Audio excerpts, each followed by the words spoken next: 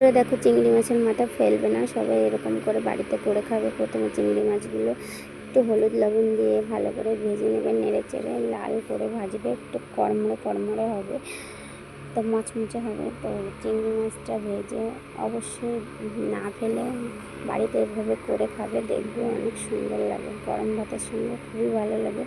তো চিংড়ি মাছটা অলরেডি ভাজা হয়ে গেছে, একটু মচমচ করে, মানে কড়া ভাজা আর কি, যেহেতু এটাকে পেস্ট করতে হবে, বাটবো আমি শিলে। তারপরে একটু কড়াইতে তেল দিয়ে কালো জিরে দিয়ে দেবো।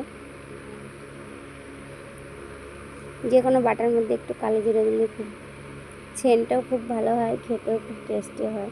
তো কালো জিরে দিয়ে দিচ্ছি।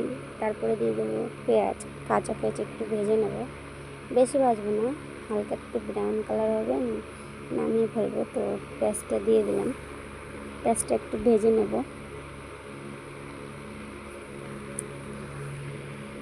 এবার দিয়ে দেবো একটা শুকনো লঙ্কা, যারা যে যেরকম লঙ্কা পছন্দ করে, কেউ কাঁচা লঙ্কা, কেউ শুকনো লঙ্কা, তো দুটো লঙ্কাই দেওয়া যাবে। তো পেঁয়াজ একটু হালকা বাদামি কালার করলাম, একটা শুকনো লঙ্কা, চিংড়ি মাছের মাথাগুলো এবার পেস্ট করবো। এধারে ইঁচড় হচ্ছে, চিংড়ি মাছ দিয়ে ইঁচড়, তো চিংড়ি মাছ দিয়ে দিলাম ইঁচড়ের মধ্যে।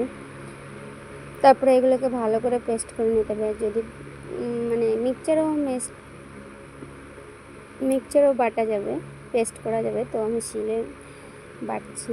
তো শিলের বাটাটা আমার কাছে খুব পছন্দের। তো অলরেডি হয়ে গেছে, এটা গরম ভাতের সঙ্গে খেতে খুবই ভালো লাগবে।